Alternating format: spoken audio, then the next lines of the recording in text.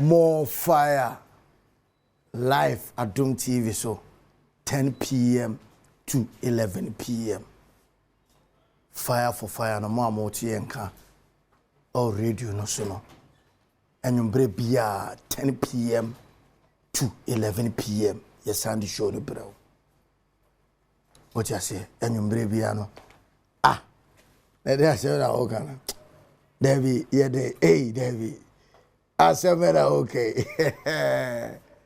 Yeah, Charlie, Mojane Shishiwomo, Shishiwomo. Mojane Shishiwom sound, Mojane Shishiwom. Shishiwomo. Mojane Shishiwom. Hey, Meshishwom. Yes, Meshishwom. Ejana Shishimi Angasa, Ejano. And Ejana Shishimi. More fire for the first time at space. Light in a semen so do.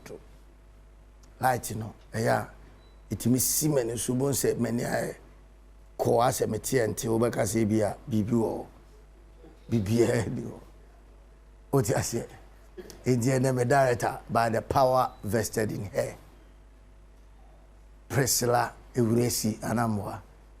Eurasians so chronophrenic for show be our you call. Hotels in the last no ye 5 for 5 years penam who say and also to us I didn't say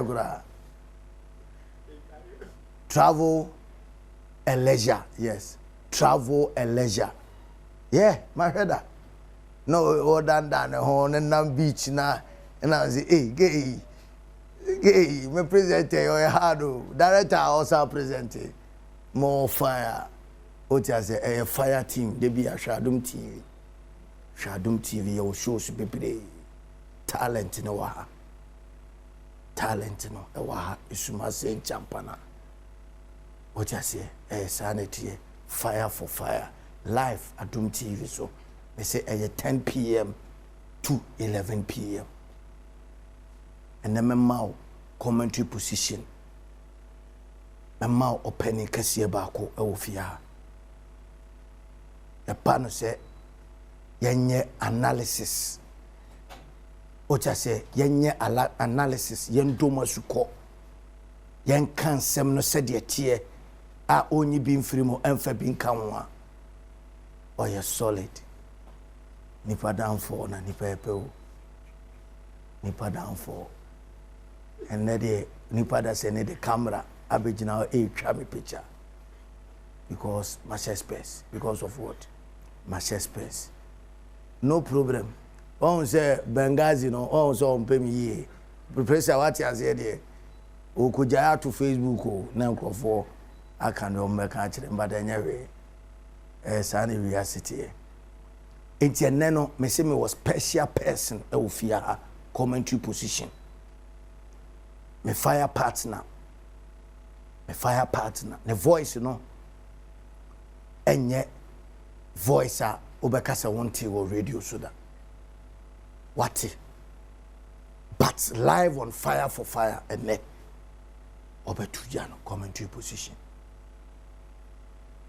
on say Ghana Football Association omo de minimum wage omo announce minimum wage and now no I see who say F at the measures are a bit me I enforce no ama ye who say clubs no administrators no dia emrana F na she e dia pa no omo ediso ama na boa ama ye who say football no e konanim commentary position obi abeba be fire minimum wage ya announce no and they say the FA must enforce it.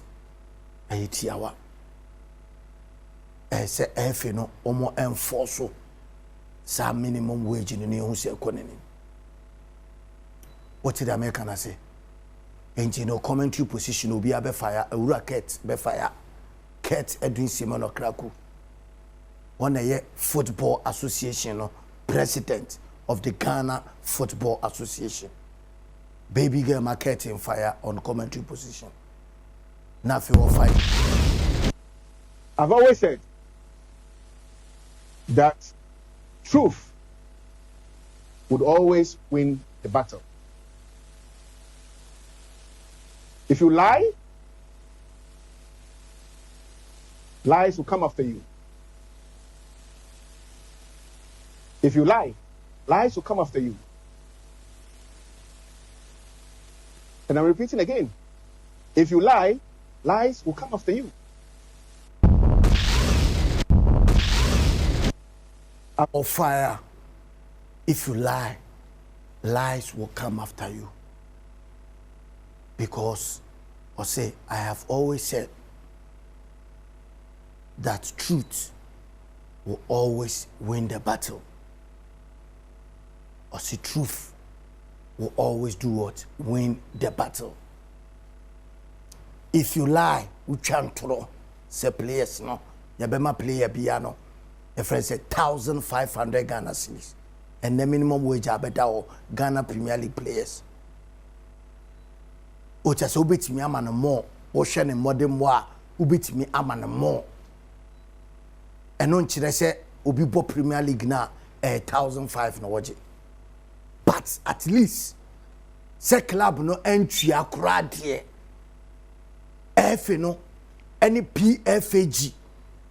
Ocha say akabum ajia tumu say any the minimum wage yet Emma Premier League 1,500 Ghana.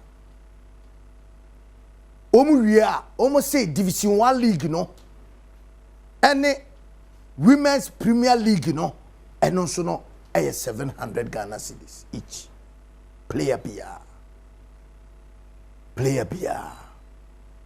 Ocha say en America say FA no any PFAG no umaya dear because ball enye dwuma eda form e wo Ghana ha say ye wo betu Ghana ha na all the ball esi wani so and now the sports esi wani so say obeya omanyimu enye easy support no be free baby apa no dini enti no eye steps papa na FA no any PFAG no omo atu anamo a esefata broni beka say right direction and almost your league no and as your players no echo. But yendi no current farmer ye ho. Be honest. Unim say policy ye dia to paper so. Policy say ya ken ne dia to paper so. Ye dia to paper so no. Na yentu ho anamo no. Enye policy asebe eye papa. Etunya de to paper so a so timi etu ho anamo. For years ni ye clubs no utum say ekwan a omo afa so treat ye players se sebi players no ye treat wom say sebi obi a wo ton ade e wo kwan ho o just say I'm not saying say obi ton ade a enyo dia me kira ni say ye players no ekwan a ye de treat wom no ye yom ti say sebi ye yom favor I say ye yom favor. Let me put it that way. This is the right way. Your players no, your clubs no, for the past years no, clubs no treat your players no to say sebi or domino or any favor be o just say player na or no so the ball pono ayene juma say ball and opono clubs no treat players no to say sebi womo ayom favor and na omo ade ayom say you be treat professionals no me sisi womo insesi you be treat players no ama omo so no ehun say womo ye professional players no me say clubs no treat womo yiye enti duru ba bia professionalism no enya dwuma enti sesi ana official minimum wage apa no anase salary apa no official one and apa sisi but see a quality football a woman you see a football no a conanima see a treaty your players no to say woman so esse a fata see a day that dignity no yɛde ɛma yɛ players no ne ehu sɛ Ghana football ɛne ne players no so no obi a yɛde ɛkɔ n'anim ɔbra ne yɛbɔkɔ yɛ anim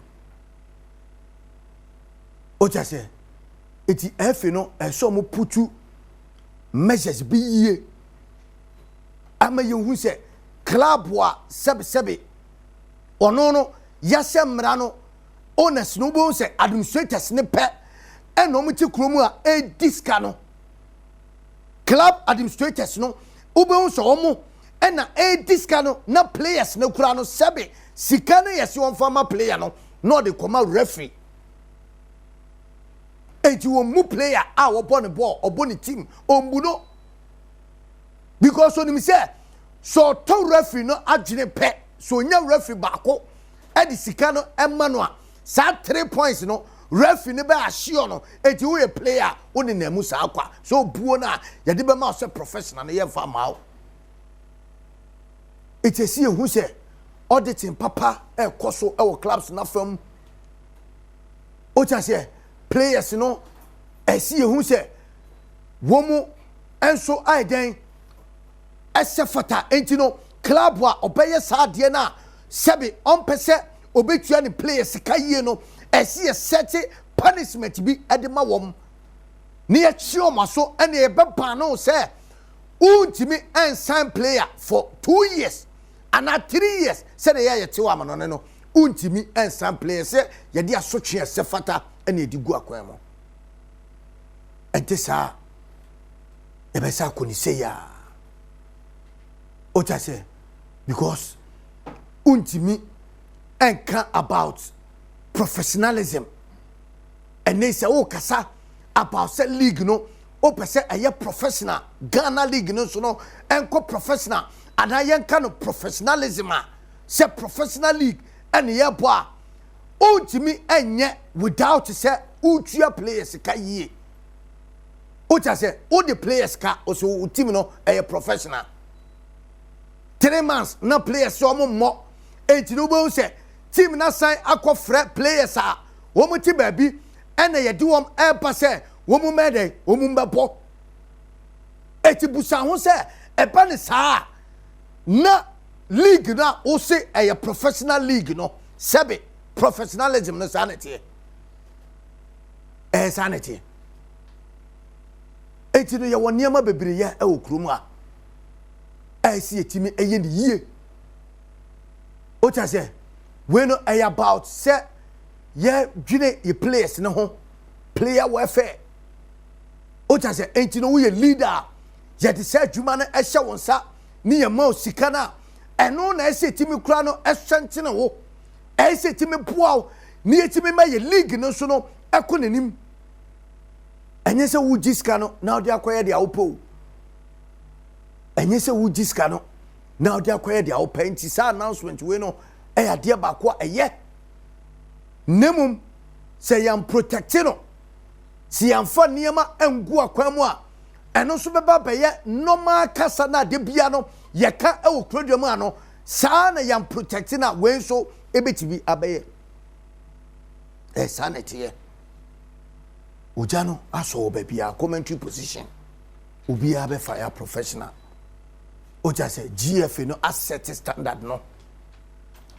saa time ɛyɛ time a ɛsi yɛtumi enforce no ɛnyɛ excuse bia ni babia o excuse bia any babia ɛsi ehu sɛ emra no yɛhyɛ ne kete sɛ momfa mmara no ɛnyɛ dwuma yehu sɛ emra no ɛyɛ dwuma yɛ football no ɛkɔ nanim ɛnyɛ afei na players salaries ni yɛ delay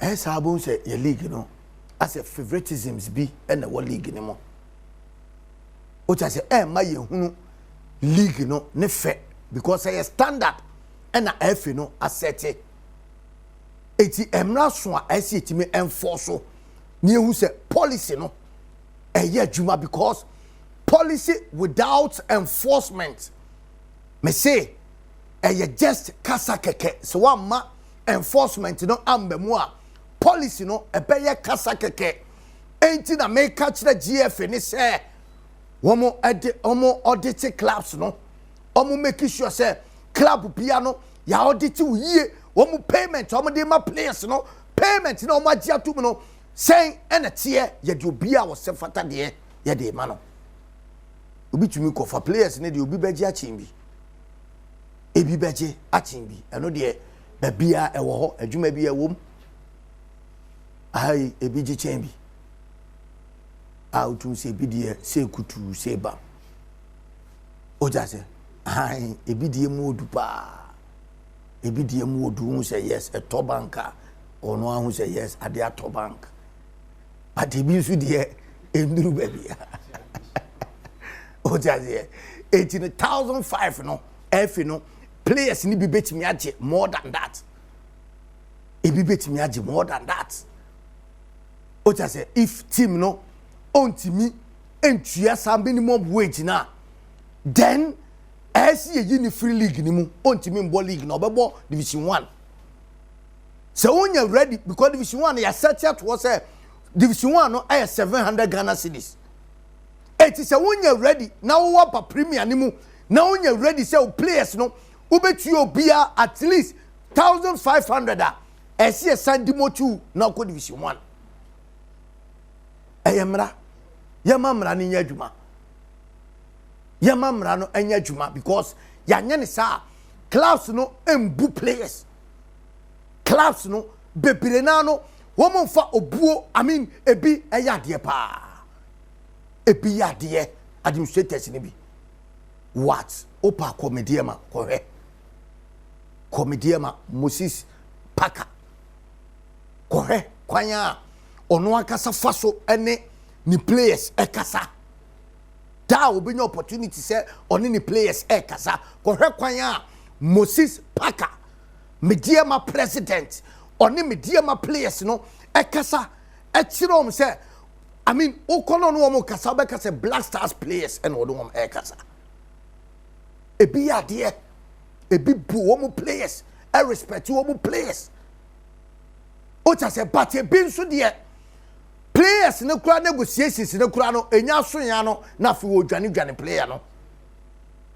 treatment a wo de ma players ne bi no e wo krumu ha no mi do nyame se wonu aka wa e betimi ama waka kire so wonya ball bokura ball no a eye na adwuma no one shot betimi agina so kura advice wonu ane say ene na ball no jai boy ene no nam so man krofo bebre jai ball bo it's a fact a fact say obuo na administrators ni bi awoma players no sebe enyo obuo a yadima ni pada sanimpo etimo man respect wo because respect player na game no na wa respect game no o ta say eye game no e na odi obuo no ama no eno so na betimi ama yanya the top performance ayepe e wo league ni mu ye be hunu the best players ni yenya players no so dia o mo sefeta no wo mo so anya and this player de come ekoboboa imagine enti ye players ka kura ne toa ye won de on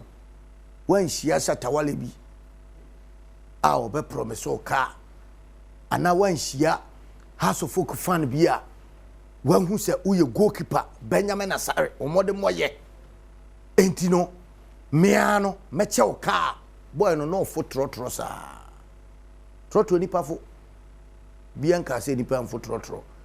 But as professional player, who could train you open time there, unya wa car, and you're the best. And they will nyane car no park or drew train or core reverse or no, Timmy core reverse, no park, not in the boot a boom. Now I was saying home, none issue, and the Diani B. I said, and the Anibia, I said, I'm saying, I buy be a woody, do a year free. No, the trot run or the way you have a good trot to Marco. What I say, or better than Yako. Professional football no e beginning with a fair pay and fair play no fair pay see etua players ne ka yie no that fair pay no ye de ma players no so no ebe ma fair play e wo pitch no so am ye nsu nyina no ye ne age sisiwo mu enti na me say club bia ye be chiw se wa violate new rules are FND abase obia entua players ka 1,500 anya hwe 1,500 see who say yeah juma because entisa club bi obe violate no see e dia sochia ese efata e de ma no yen transfer no ana yen ban no from say obey signings and ya ban no obey 5 years untimi yen signing players na wo ho no on bebre ba won so bebre afi ne time so no wo kwa ebeduru sa time no unya ready na wo division 1 wako bo relegation ne de wo de da etiyema punishment no anya dwuma ne ehu se clubs no agina wo nan so more fire for fire live ewo eye Adom TV so 10 p.m. to 11 p.m. and eye live and so ewo Asempa 94.7 FM secondi takrade eye live ewo Aseda FM secondi takrade Cape Coast for yenyi mumfiri mo maalizi ne pako o Cape Coast ota se Cape Coast empatem ehona maalizi ne pako ewo fire for fire awo na wukun won fenzi agor edrugo ya Adom TV ya ji baby Adom TV ewo gwe ya ji baby o cha se enti no yani gwaifo no Cape Coast fo no so hia bom live ewo Adom TV so na opa ko ayi university practice wo o cha se UPSS and I say SHS UPSHS university practice SHS ewo Cape Coast UCC wa kohe madam fo ewo sweet madams baby girls are omo ho fe omo mfa Adom TV no endi agro madam Hajaratu ono ewo eze science department or science department Hajaratu we pie no wo hwe adwumaden a omo ebo ewo school wo no say teacher for no mo mabaswate Hajaratu no oye hard madam and madam Penaman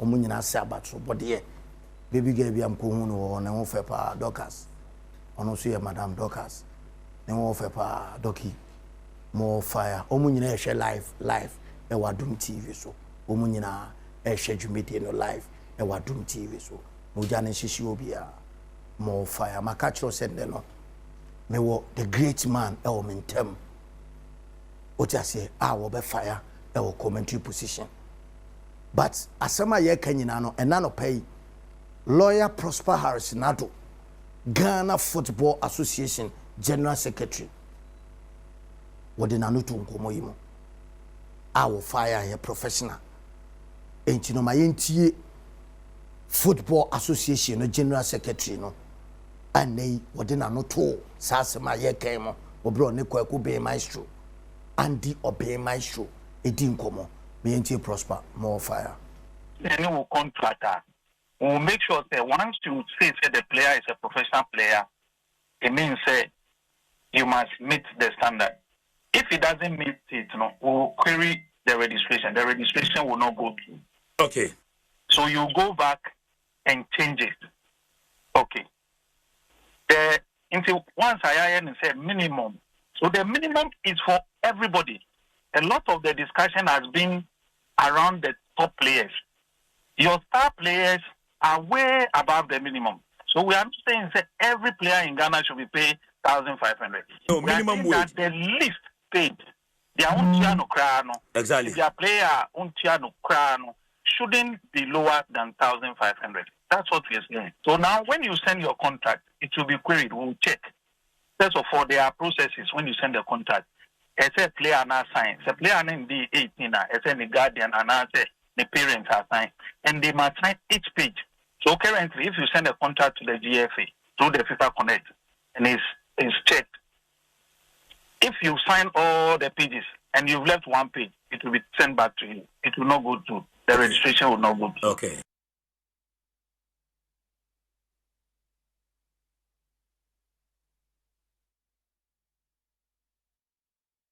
more fire. Live Adom TV so and a live or Asempa 94.7 FM. And then me yaw Sanogo. On a me fire partner. Yaw Sanogo. Yaw Ojana Shiwa. Ojana Shishiwa na. Asisi de bia. De bia. Yaw ufia na ejana shishia. Eshisho. Eshisho. Bi okwa wa chiri still na eshisho. Oh, chiri ha na eshisho. Still na eshisho. More fire. More fire. Yaw Sanogo no. Or your top journalist or Ghana soccer pundit no. And then you can't players one more minimum wager as the Mawama when you be to say Yaw Sanogo. More fire. Yaw Utie dia prosper can you see of course. And they say players no be abeje 1,500. Division 1 1,700. And then Division 1 700. 700. Yeah, Division 1 700. And Women's League no 700. It's Premier League no 1,500. Right. Okay. Dear now for say same we buy, you know. Dear any impression, dear the D kind a catch it. The catch is a step towards something we've been calling for some years now. Okay. Look, you say Ojumani be a catcher SN. And say, oh yeah, professional footballer, and I say, baller. Kobe, professional muno. Or more very short, footballers, and as a sportsman. Or more short. Or more career, very short. Teacher need short saying. Say, and Chenua okay. No, they are baby. Okay. Sportsman. Okay. Teacher need me start or child from the age of let's say 2022. Obetimi achirade na kosi 55 60 na ochirade no ochirade no be 22 years we training college and so we university ya man school ochirade obetimi achirade na se Ghana your retirement is 60 years free time na kosi so benya 60 years 60 that is no over 40 years na odaso chirade. Wow. But professional footballer a breaking off, let's say at the age of 18, now or sign a professional contractor. What could do 35 were we 35 years? What boy we? Onuru 50 mpono wako 60 years. 35 years no we. What boy pan? I see with what boy do pan. 35 were we? It's all calculated here. It's not even up to 2 decades, 20 years. More fire. No we ne carry. No na juma obasa sisu obeye no. We na fi okope bi foforo. And aye. It's omo lifespan. Omo career mo very short on sportsmen, especially footballers. It's abribia no so omo yade na me say yentu omo kantem. Ana yentu omo kayi. Mpacho atiase. Metiase pa. Lawyer Prosperous Nado can say be say say what the contract ne buy ye behwem. Me I've been involved with Division 1 before. Okay. Yeah, those days between 2013 2012 baby no. Na samra we never Ubetim the contract na bre FA na me the banama entu ama player na ye. Or the contract ne beba. Back in the days na yem Postman United wo Japan krom no. Contract na salary so. Kire say obetua player bia but na minimum wage ne ka ho.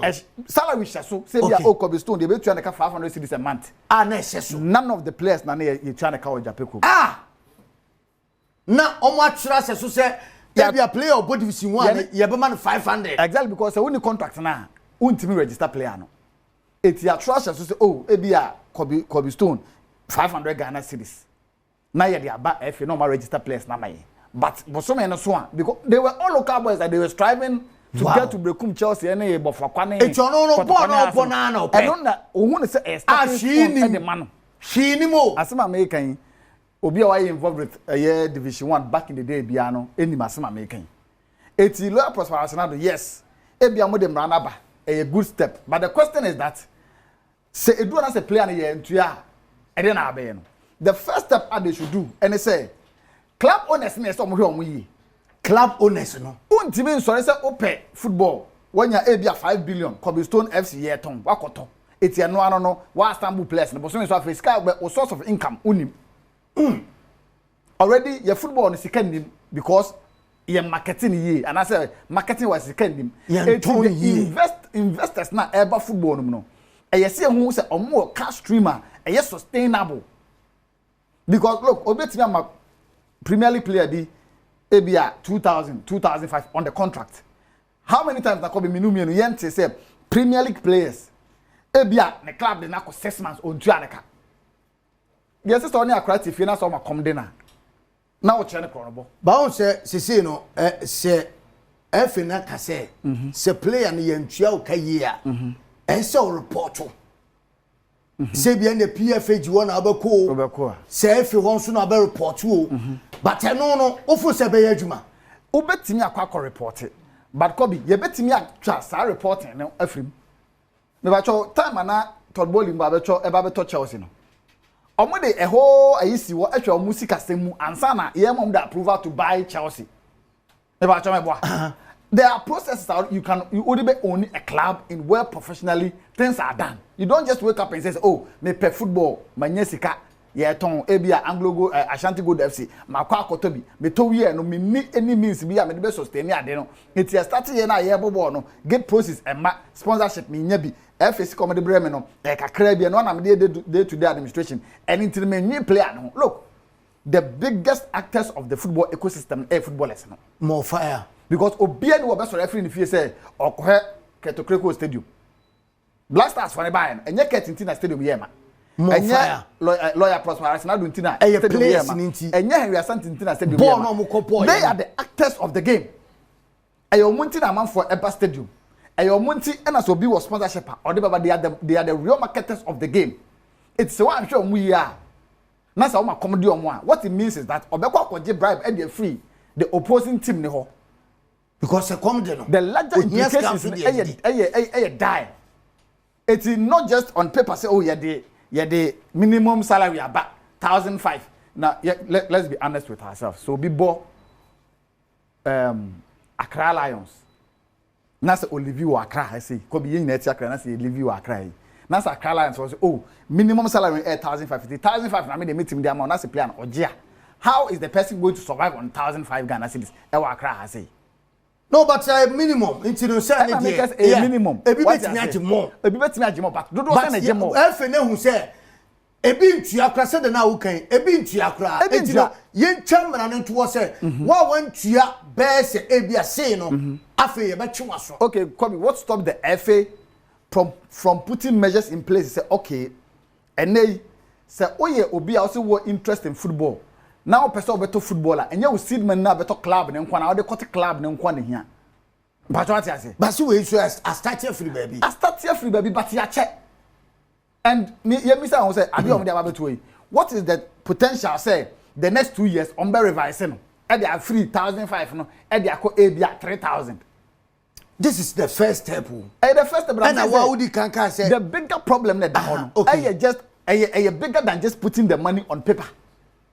Okay. Because what I say? Okay. Yenya billionaires bear 5. Let me give you this example. Time Mr. Chemebeto Brekum Chelsea.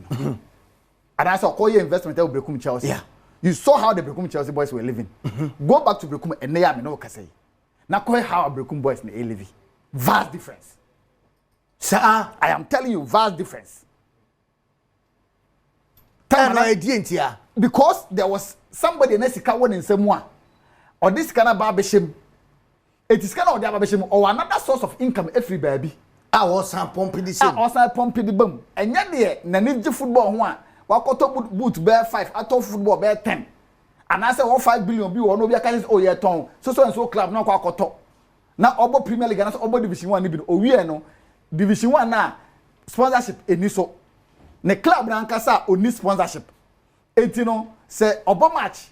Na se wanya get processor e betimi dey tua players ne car or tete eye day to day administration expenses ni nyina free mu wie na sika na aka entimi tua players ne car this wanya sika bi an so ba bitu aka say this 6 months no onya ya untimi ya ne hwe. Okay, me pese yesan etie lawyer Prosper Harris Nado. All right. Me tie ni wie a afi me busa o dia wo fo se ese efe ne ye. O tia se eniema enso mutimi eye. Then no one say and near my club administrators no now at the end up so because why involved in the game before said now cano now Yashi said no so ebeko so my santie Prosper House Nado lawyer no ne nsema odi tu dwa no ye wie a meba ho na mahwe mesa na so phone lines no na fe ya hwese Ghana fo nso dodo na so ebi ofie a omo hwe nim se ombetimi contribute to na ye de no so ato as yentie prosper we will contract her. We will make sure that once you say the player is a professional player, it means you must meet the standard. If it doesn't meet it, no, we will query the registration. The registration will not go through. Okay. So you go back and change it. Okay. Until once I said minimum. So the minimum is for everybody. A lot of the discussion has been around the top players. Your star players are way above the minimum. So we are not saying that every player in Ghana should be paid 1,500. No, minimum wage. That the least paid, their own Tiano Crano. Exactly. Their player own Tiano Crano shouldn't be lower than 1,500. That's what we are saying. So now when you send your contract, it will be queried. We'll check. First of all, there are processes when you send the contract. It's a player now sign. It's a player in the 18.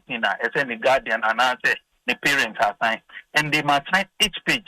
So currently, if you send a contract to the GFA through the FIFA Connect and it's checked, if you sign all the pages and you've left one page, it will be sent back to you. It will not go through. The registration will not go through. Okay. Oh fire. Oh be we no say o kire se paper ye de be ma no sign ba bia na edu one page mpo no wanya. Ye be sign the paper bro. Abra. Etia me busa se e de na se F ni ye. Then club administrators no. De na so mo so ye professionally because ye person league no a professional league. All right. So my dika catch us asema lawyer Ekan. Yeah. On the F general secretary. Yeah. It is talking purely from administrative point of view. Requirement are a bit registration of your player and go through the system. And I working. Okay. But about practical means now, and I make catch us say I have been involved before. But what I say, so practically, say player no and just last season, last 2 seasons, Lagos City's players were they not complaining about salary and number. Yeah, last 2 seasons, yes. One bit my catch him say Lagos City owner no. Onye sikani. Na yo mo na no mo de musicians be the stadium. Shatawale ni asamoja no buy. That time na sikani kita ne nsam. Eti opompi India na kita ne nsam no wie no a. Wanya bien free football ni inside. Wanya attraction from the corporate world to the team no. Na afi so no. Ne source of income no ohun say ba bi onya ni sika free so de ni nyina akọ ha ya e be affect no. Or withdraw it. It doesn't mean say a poor man. If I try to say, yeah. It is the FN1. At the SS Omuhune say, the club owners a sustainable source of income. Okay. Because whether you like it or not, I've snapped out of the mentality say, oh, traditional clubs. No. They say there's no traditional club over here. Manchester a traditional club no be better. Arsenal a traditional club no be better. Ba oye wo wa nipa na auto no oye wo bebia na wo na oye no bebia na wo na omo ade it is still na yankofo ne dia wo exactly omo the proper administrative measures ade ato okay but what I say yeah anything no the FA should make sure say administratively the clubs are up to standard administratively the clubs are up to standard what they are not to nchen the FA should also understand say their responsibility to make the league attractive to the corporate world. And inti sa skirmishes nketen bia ebegu ye league ni mu ase Olympics e fe say RTU for na yisuban ya e national bu mani egu so aba be sin nei RTU no dream self any dream self asem no national bu mani personality players be one of the biggest crimes anybody could commit of association football. One come involved bia nobody will survive football again. But at the end hu ye. And look Sebi. Corporate institutions, no. Omo nyan kwasiafo. Manu sisumina so. More fire. There are people la. Omo steady ade asan of the ho ba bebo. Professional. Eti F no. Omo the minimum salary in urban. They should also work from within omo kasa fee to make sure say ade na omo ton no e sellable and appreciated by consumers no. Okay. Omo we are. They should set standards for club because look, now you has to work a contract with a one of the insurance companies. Person body because of with TV agency. Now omatimi I insure car omatim.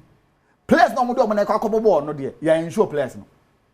your insure has car. Omo dey akwaje car with the insurance company. Sponsorship omo dey akwaje car. But players like I said they insure bia. Original package for omo bono. Uche Musa. Omo insure bia. Wow. What I say? It's a player no so the na bobo na say na crash na say injury ba. Okotena fie 6 months ah. Say togba anyi ska ma na asema ba. Never what I say. Yeah. So administratively, in clubs there are so many things that are wrong. Niema bebere wo why say a tree. It's FN per se league you know. Players they come.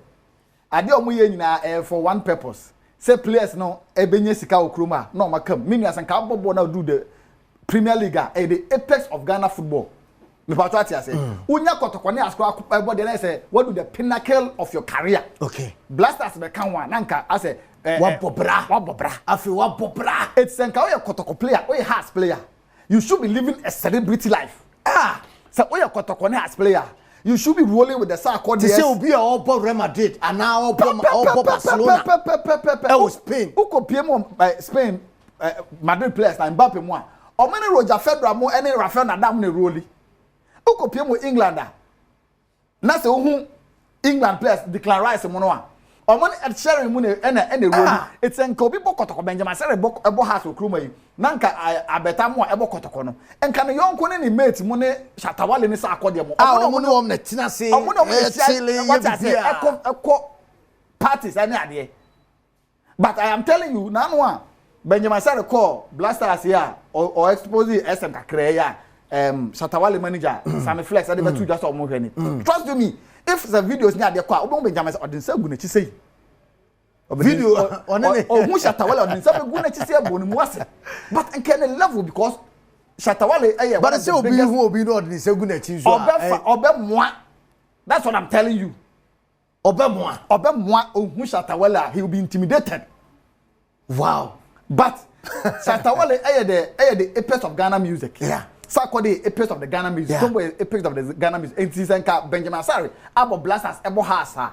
Esenko share Shatawale on esenko mutim pa pintoa obia wo confidence no baba ko confidence e wo form chamber because ba ko account so as so say ba ko de no so say share na gasa no o de adesina de kra na esa ko to nanim what I say o just say because mate say Shatakra so obeto ka asande ama asande na so oja cars na too but won nye ni fie this are boy ni fie ma no this are boys onye ni fie ma no onye ni 2 bedroom apartment bi ma no because car ni sesi obi obokotoko na you should be living a luxurious life oko South Africa Sundowns before boys oko tamana abutre kambo elale no yeah they were living luxurious life who na today we superstar Africa haya enye say bia you dey free abrochiri ko Africa haya who omo a no but your players ni be crash me free ha ekobo other African leagues Liberia Libya no ye bo Zambia Azam ye kobo Nigeria team of Nigeria ye kobo TP Mazembe he dia ko mo meboa omo ba omo na the difference omo na ekotoko ne has difference I mean, I see it, Mrs. It is not just about say the figures be a good paper. I say, a holistic adjustment. I say, F no more. What I say because I didn't need a year.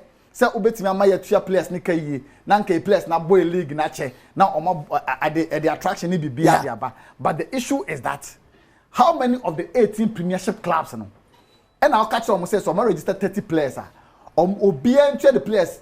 3,000 for 30 players. How many of them in the best team are sustaining sa more fire. Yeah, my man now so phone lines, you know. Na yenti Ghana phone so adwenchire kakra. And then so enya ntie se kotoko team no Nana Penkra mo edikan Morocco. Okay.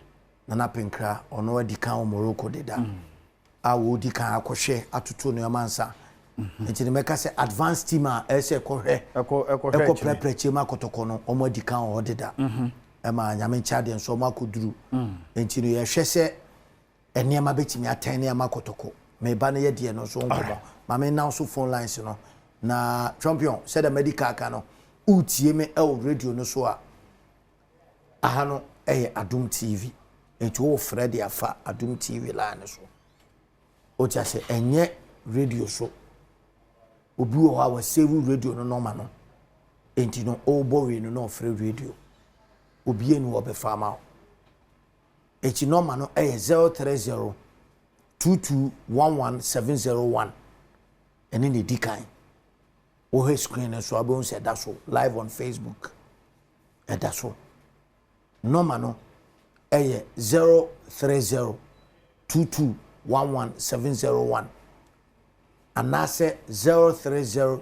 2211 and I say 030 2211 no messing na me dia ma no what you say enti no kitamo den na yemfa ajana 1 ajana mayenti o more fire ajana 1 oh copy the stone o kuma crabom more fire kuma ma kami kan say kana for na say club kunu mayenti asese so you ko siano na ukuko mana na onwelo player ni sorry ya na one corner for the Africa what I said dan say ya season Zambi kotoko ya ma say out in there ya don't know ya tonu say no be dey na ko waka ya kwa kwashe and some say guys no matter what the FA will do any year because I say ya ni ma mi tutu to mo papa be tutu to say me ba oya mi ko wa mana kwa Baba Belami, the value is the same. Eti utie di okani ya na se ebetimi aka se club owners ni bi so betimi take advantage akoso ade CC players no omoye because unim se ese ne ye de abeto se anye hwe kura ne ye ma 1005 until 2005 for no apem eti afei player enso o man be 4000 cedis no on farmer no a man 1008 and 2000 Jamaica no tia say because who tia asema na yenuane kana ase ebi betime take advantage honest no yeah say ye league ase ya ma obia no 1 million Ghana cedis e kan 10 billion say league no fa no chance ye bo yeah instead so betua players ne ka yie no ska no kra no wasande akoy investment exactly because only any source of income be apart from gate process no but what I say football ya de niam miensa ene rane sponsorship from mother association and competition na obobi no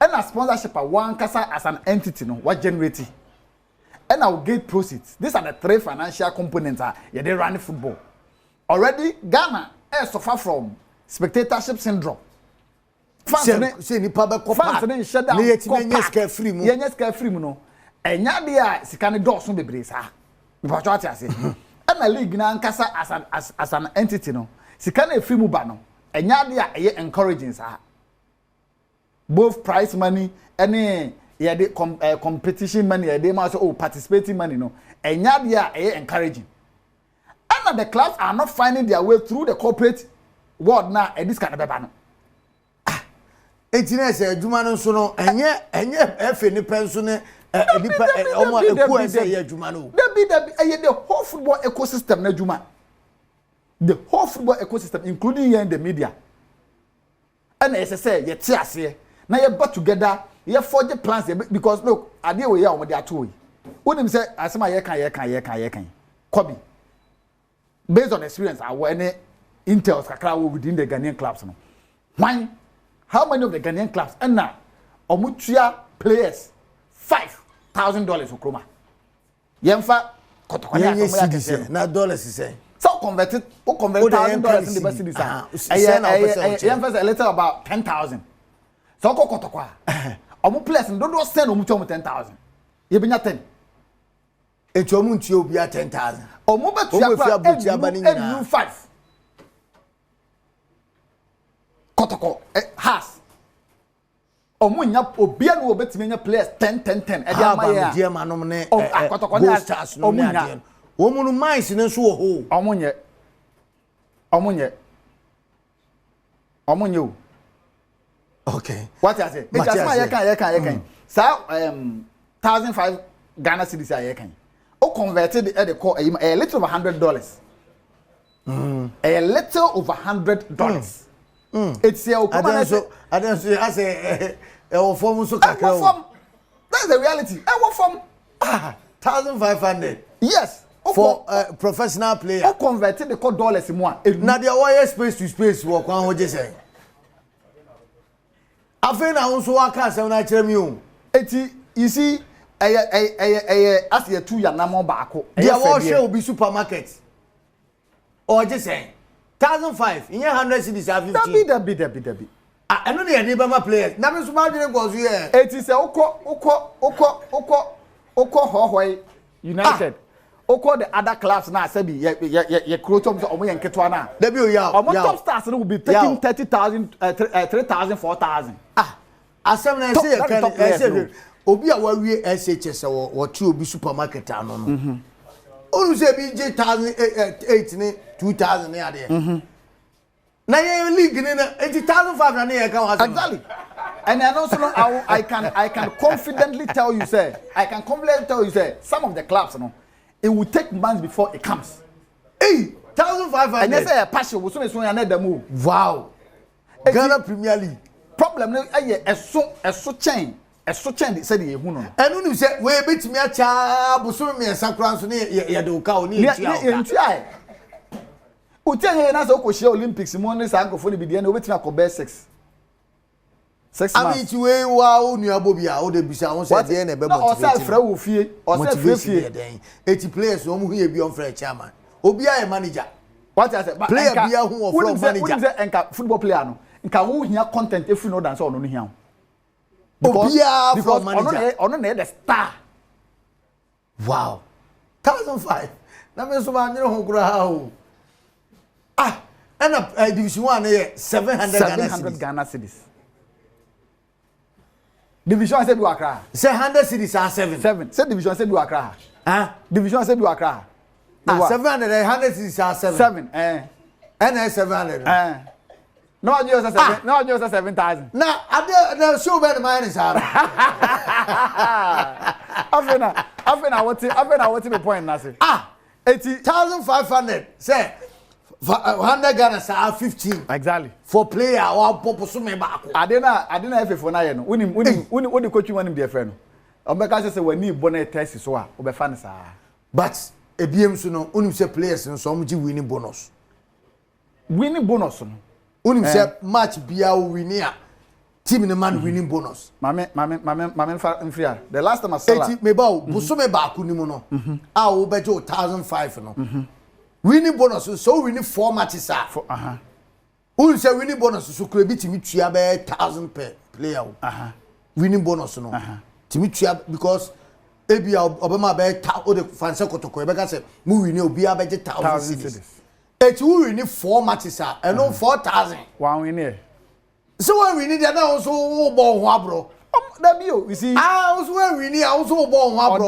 That's a own pesca. Or that sorry anopa. 1,000 winning bonus no. A incentive to motivate the player and your obligation for the club. That's what I say. The first so winning one also the first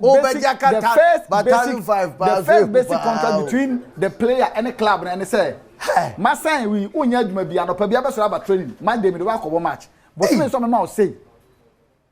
That's what I say. Match here. And Mamemfa assembly so one thing I've always been wanting to say is I've brought to say Ghanaian football players no. Omo benya football agent on be manage omo. Dan say oh for be otobu 3 bi de ma. Look, say unyina do ba bia you are grow the system. Not a professional obi obetimi manage you. And man say players omo ti negotiate image right na ka omo sikasem. E ka ho. Yes. More fire. Because Kotoko sponsorship no. Has Kotoko sponsorship and ya Kotoko bass anything dey ma omo. E players anything dey ma omo. Because Kotoko there your supporters your match supporters 10,000 at Baba Stadium.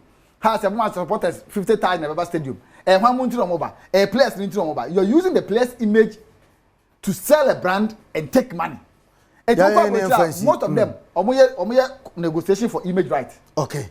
Yeah, mama na say na ye research na so no ye be san ato ankomo no so. Friday ye kọ Gomoa German. Gomoa German. E ho na ye nua Sedazi Gomoa German this year. O ye ne mama ayi no Saturday. Ayi na nkasa no Saturday. Saturday. But me free her Friday right after Fire for Fire. pon ya me de mani chirem me fa bodwe ase ko wini bakwa na nya papa obeduru na aka nyina abofi na asiana straight to aguna swadru so swadru to then go mo German eti Saturday ye hwe nim se adofo ene ejamfo enamfofo mo nyina mo mra na yenko boa yenua sedaze na onsie ne maame kama pa bidin ede Alex Kobina Stone ya na wa frame Kobe Stone okumankra baako amaka ensuroja adura enyono numero 1 she